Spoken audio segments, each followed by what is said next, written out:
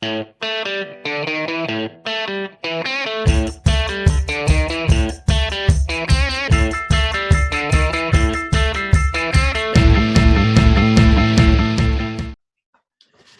I'm Mark Clem, your host for Meet the Members of the National Ski Patrol, and as we always say, all season long. Yes, we know the season is over. We know that it came to an abrupt end because of the COVID-19 virus that's out there. It kind of shut everybody down, backcountry down, and we as skiers kind of fought it a little bit and decided to hike up the mountains. And it took a few days, and we came to our senses, and we all left the mountain sad, dragging our skis, crying, stomping, and not liking it. And maybe we snuck a run in here or there, but I think it's in full force now. And just like for all you guys to know that Meet the Members of the National Ski Patrol, this is a really strange forum here. Typically, we're out on the snow, we're talking to the ski patrollers, we're getting to know the ski patrollers, but we're practicing safe distancing here, and we are self-quarantined. I'm coming to you from the offices of Meet the Members of the National Ski Patrol here in Greater Frederick area in Maryland. And we're here visiting today with Chris Hill and his son Grady and his daughter Liza. And I think the dog is in there too. Is the dog in there? Yeah, that's right. We got Bugs.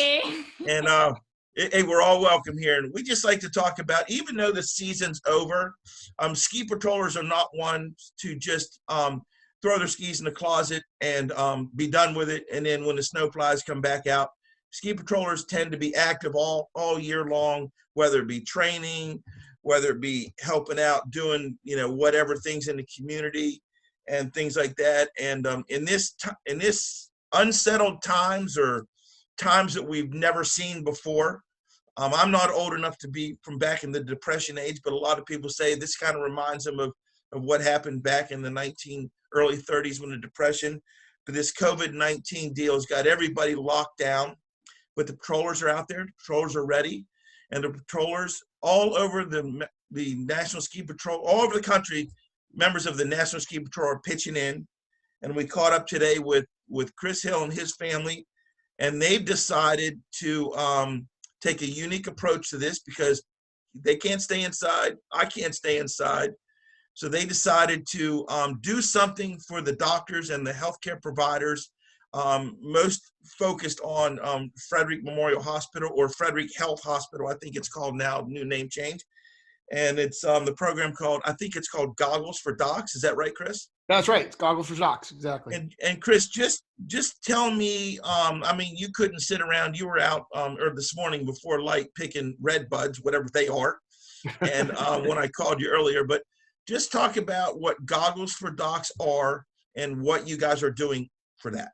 Yeah, no problem. So John Schaefer, who's one of the GMs up in the Northeast at Catamount, recognized, I think he's got some family, like many of us do, family, friends that work on the front lines of this COVID response. And so John, around the middle of March, saw an opportunity of recognize that the PPE was going to be an issue, that we weren't going to have enough protective personal wear in the environment. And he's like, hey, we're sitting on a bunch of goggles here. How can I get these out? So he had some resources and was able to quickly put up a website. And I think I was pretty lucky. I got in very early. I think we were probably one of the first ones in Maryland, maybe the second person in Maryland to actually deem a hospital. But basically, it's totally crowdsourcing. He reached out, and suddenly the thing took off like wildfire. Ed Strapp, who I think Mark, is a patroller, first responder. He's a paramedic for the Maryland State Troopers, and he sent a note saying, hey, there's this Goggles for Docs thing. Get involved. And so I went to the website, and I saw that they were looking for a couple things. First off, it really looked like one of those opportunities where you can make a difference globally by working locally. And, you and I and so many of the patrollers are really unique in that we have two huge families. Well, I have three huge families. We have our own personal families, these guys, but we have the National Ski Patrol, right? And, we collectively, just you and I in the mountains that we operate, we probably know 300 or 400 people just in central Pennsylvania. Right. And then Grady and I, through our affiliation with Para and USS, also know tons of people in the ski community and the alpine racing community. So let me qualify, is Para is Pennsylvania Alpine Racing Association? Correct, yeah. And the USSA, United States Ski and Snowboard Association. Yep. Yeah. But I think they changed the name of that, but that's okay. Exactly. So, all I did was I was like, look, this is stuff, we were all, and I'm sure you're the same. What can we do to help? And we're all sitting there scratching, going, oh. And I said, you know what? How hard can this be? I could act as a regional coordinator, put a box out, get some stuff, and the next thing you know, virtually, I basically got involved on like April 1st, March 30th timeframe. Wow. And within a couple of hours, we had commitments of well over 100 goggles. And those were coming from both our ski racing family and, more importantly, our National Ski Patrol family. And then I have to give a huge shout out to Gyro Bell Helmets, who sent Grady 103 brand new goggles out of the box. And I know that nationwide, they sent over 3,000 goggles out. And as of today, over 33,000 goggles have been delivered to regional hospitals via over 400 volunteer regional coordinators like us. And it's just people that are jumping on board. Let me just preference a little bit before I get into Chris, you're a member of the National Ski Patrol, and you patrol at Liberty Mountain, which is in South Central Pennsylvania. It's part of the Eastern for those out there that don't know, it's part of the Eastern Pennsylvania region, and we're members of the Eastern Division of the National Ski Patrol. And I've known Chris for way too many years, and who knows, we'll probably get in trouble down the road skiing closed trails, but that's okay. That's already happened. That's right. Grady is he's involved with the para racing program, and my son grew up in para. And Liza, are you a racer as well? I am not. I'm just here for the ride. Yeah. That's okay. You know what? It takes everyone to get this job done. You need to cheer on Grady when he's racing, and you need to take advantage of that free lift ticket that your dad gets. Right? So it's great.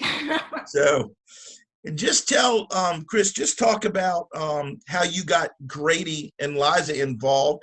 I know you're a tight-knit skiing family. When one goes skiing, there's two or three, and your wife is in tow.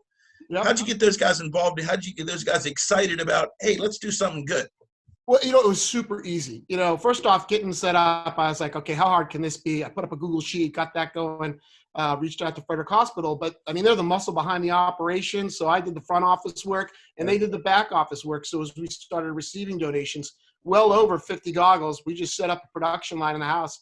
And, they'll tell you what you have to do to prep the goggles to get them out for distribution, but we just line them up, and they took care of the heavy lifting of cleaning, packaging, and then getting them in a box and then packaging them. And then with Susie, got them off to the hospital to drop off. And as I mentioned, we delivered over 150 plus goggles on our first delivery. And right now we're sitting on about 30 more goggles. I think I'm going to get another group of drop off today for another 20. So, our region is looking great, but, I don't think it was really tough to get you guys involved, right? Because we all have the same goal. We all want to support our healthcare workers. Yeah. Like, that's really what is important. They're on the front lines during this, and they need to know that they have support from That's civilians. Great. Yep. And Grady, I know you're a champion ski racer. Did you give up any of those goggles that you want to race on and say, hey, this is a gold medal pair here? Not yet, but soon. We looked at the box, but we put them back in the box, if you know what I'm saying, Mark. Everything that we got donated, everything went to the hospital. We weren't cherry picking. And do you guys have a goal? Like, did you set out a goal like we'd like to get, 500 or anything like that?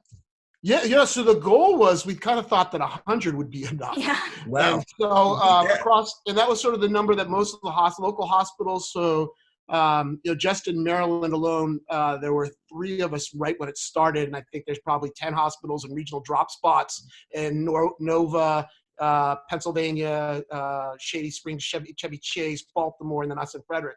And the more people that get involved, the more people we can disseminate it out. And we all know everyone needs a new set of lenses next year, Mark. I'm sure you want a new pair of goggles, right? I definitely want to, and I have 6 or 7 pair. I'm going to drive up to your house and drop them off at the box there later on here. I encourage you to do so. We welcome it. Please do. But I'll be wearing my mask, and I'll be staying 6 to 8 or 10 feet from you, because you never know out there, right? Absolutely. Yeah. Absolutely. And are there any particular styles or lenses that are good and not good that they do want, they don't want, or anything like that? So there's been a ton of really awesome feedback from healthcare workers across the nation, and in fact the world. I think that Goggles for Doc has gone viral globally, right? New Zealand, Australia, all over Europe. And there's a really active forum. Again, it's crowdsourced, so we all exchange emails and whatnot. And there's not. So they actually said the doctor's feedback so far. First off, they love the program. They think it's phenomenal. They actually find the face shields a little uncomfortable, and there's a lot of ventilation in the face shield. So they actually feel safer. Some of the feedback using the styrofoam felt goggles. The lenses, even the dark ones, don't seem to be a problem, and we haven't had any negative feedback. If you have extra lenses, obviously, please include those in the package. We package them up, and then we send to the hospital, and then they're sanitized, sterilized one more time before being distributed. And that doesn't just mean that they're going to the hospital. I have a feeling here in Frederick that many of our goggles will be distributed to the EMS community. I think the first responders and EMTs are actually out there and walking into houses that are potential petri dishes and whatnot. They're running out of supplies. And so I think that, having the surplus of dropping back on Goggles for Docs is really going to be important. And I reminded everybody last week when I said my next push for donations was, hey, this is not a sprint, people. This is a marathon, and we need to be ready to dig deep. And I also know that Zipline out of Baltimore, the guys that make goggles and race skiers gear, he's doing a thing where you can donate $20 from Zipline, and he'll ship the goggle wherever you want. So there's a lot of people that are involved, and a lot of corporate America stepped up to the plate as well, which has just been fantastic. And I just like to remind everybody out there, 95% of the members of the National Ski Patrol are volunteers. I mean, there's some of the paid guys out there, and trust me, the paid guys are getting involved. I heard a story where a bunch of the patrollers at Vail, when they got let go, and that was a national story when Vail shut down, the local EMS kind of incorporated those guys in there, grandfathered their medical credentials, and put them on the front line. So just let everybody out there know that, we're not getting paid a dime for this. It's all volunteer for the most part, and we're just doing what we think can make a difference. And if you'd like to get involved, again, I say this all my shows, involved in becoming a member of the National Ski Patrol. I mean, this may not be the best time to do it, but down the road, hey, give your local mountain a call. Or if you can't get an answer there because the patrol directors or whatever are out riding their bikes or having fun on the beach or whatever, hey, just log on to www.nsp.org, and Megan Mosinski and Beckett Stokes and the folks out at the national office will gladly steer you in the right direction. Now, with that said, how, Chris and Grady and Liza, how does somebody get involved if I'm watching this and I say, wow, where can I drop off some goggles, or, hey, can I start a little project here, collecting them on my own? And how do you get started? All right, so I'll explain to you how to get involved with Goggles for Docs, and then I'll let the kids take over on actually what you have to do to prep. So, the first step, obviously, is, hey, you watch this video, you're interested in Goggles for Docs, go to gogglesfordocs.com. From the website, you can, and I think what they've really done a nice job is, early on, we didn't have a drop to source to hospitals that needed it. You can do that now. So you can actually click on a link. It'll say what hospitals are actually looking for in your area where you could mail your goggles. I heard yesterday that Californians were shipping goggles to New Jersey, and that's totally available. So you can do that. There's also a number of regional drop-off sites that have been set up around the country. You can look and see if there's one local to you. And then you can do what I did early on, which is I just set myself up as a drop site. And that is just a bin that sits out by my mailbox. I know people have it on their front porches in Baltimore and major cities. And then, there's tons of retail outfits that are around that are doing it as well. So it's super easy to get involved. And that can be as little easy as just packaging up and ship them. I'm going to let Grady and Liza talk about how easy that was to just, what would somebody do to actually package the product and drop it off?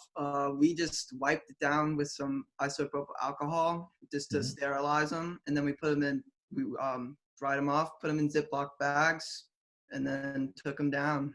Yeah. Yep. And all this was done in a sterile environment. Super easy, really simple, Yep. Just It makes a something huge small difference. you can do to help someone out. And Mark, I think most of the local hospitals today actually have someone that's been designated as the drop-off, because not only are goggles being donated, but masks, suits, you name it. There's a ton, everyone's. And so it's really easy. You don't have to know anybody at the hospital to do it. Obviously, again, check the check the information on the website. There'll be, if you're in your area, there is a hospital. You can click on that link and send them. If not, just go check out your local hospital. I mean, this is totally a work locally, act globally, but work locally thing. Now, I know everything's locked down at the hospitals, but I'm sure if you drove up to the main entrance there, you could say, hey, I got a bunch of goggles for you guys. What do I do with them? Yeah, you know what I would recommend? That might not be the case. So I know that in the FMH here, they actually have a a separate office that you drop the donations off, and they have a large. They have actually someone there that receives it and checks it all off. So you might want to call ahead and not just show up to the ER because they might say shoo shoo go away. Yeah. So one phone call, we found out very quickly. Well, that's good. Hey, we'd like to commend you guys. I know you guys are doing a great job up there, and we always have that big rivalry between the Liberty Ski Patrollers and the Whitetail Ski Patrollers and the Round. They're the three mountains in our section, the Round Top Ski Patrol, and some of the Wisp guys up there that who are the better skiers. But we've dropped. Well, who are you talking to? You got we know. Yeah, that's right. Yeah. But we've dropped all the competition. We've dropped the egos. It's all for one game here right now, and we're just trying to get through this thing, and everyone, as many people as we can help, be safe and healthy and all that. Yeah, absolutely. As we collect more, I'll start moving these out to other cities that are local and easy. People in Hagerstown or wherever. We'll drop to wherever this needs to go. Right. There you go. Hey, if you're watching this and you are a member of the National Ski Patrol and you're doing something out there that we don't know about, that hey, I'd like to feature you on the show. So, hey, give me a shout. Hit me on my cell phone. Everyone, my number's out there. When the show gets published, my number is out there for you to hit me back on. Hey, let me know what you guys are doing out there to help in this very strange situation here, not only in the U.S., but across the planet, across the globe. And we'd like to talk about what you guys are doing to fight the fight as members of the National Ski Patrol. Again, thanks a lot to Chris, Grady, and Liza for jumping in on the show here. This is the first edition of the special COVID-19 episodes. So hopefully it goes well, and I'll have it up online here pretty soon. Again, meet the members of the National Ski Patrol. We're here for you. We're here to help. And like we always say, I'm going to be in your backyard. I'll be at a mountain near you. The bandwagon, you can't jump in. The first time in the history of the show, I don't have any seats on the bandwagon. I can't let you in. I'll let you in when the snow flies again. Again, I'm Mark Clem, your host for Meet the Members of the National Ski Patrol. Thanks, Mark, for helping us get the word out. Yeah. Okay, Have a good one. you.